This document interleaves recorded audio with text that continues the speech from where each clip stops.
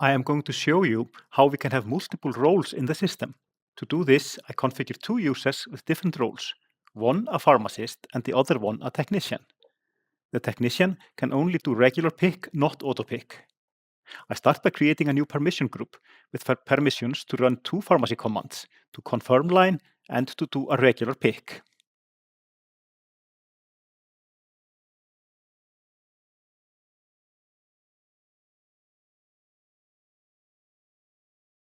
Now I've created a permission group. And next I will create a role and assign that permission group to the role.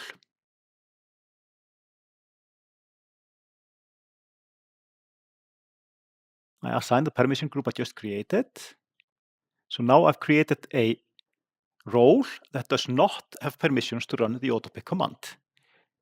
If we quickly look at the other role that we had defined before in the system, we see that that role actually has all permissions. So it has permission to run any pharmacy command. Next, I'm going to look at the setup of the autopick command. We see that the command autopick does not have the requires login checkmark checked. I make sure that this checkmark is checked because otherwise no permission checks are made before running the command. I'm now going to assign my new role, technician, to my technician user that I have in the system. User 998 is a technician. I delete the pharmacist role and instead assign the technician role.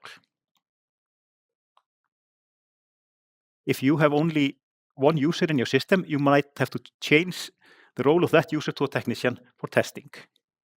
Now user 998 has the role of a technician. I log in as user 998 and I refresh and I see that user 998 Ninja the technician is now logged on. Then I open customer service and I register a regular prescription order.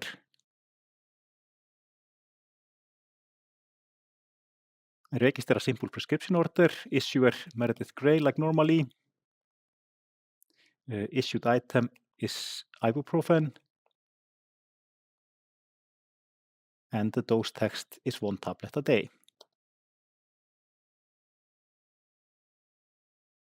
I then press confirm, and that should be fine as I do have permissions to run the confirm command. Yes, the line is confirmed and everything is blocked. I press auto pick and I get this error here, pharmacy user 998 does not have permissions to run the command auto pick. So this is as expected.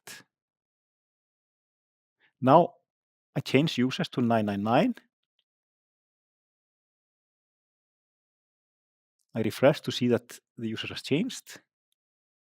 And I try again using the same order. It's already confirmed. I press auto pick. And that works fine because now I do have permissions to run that command.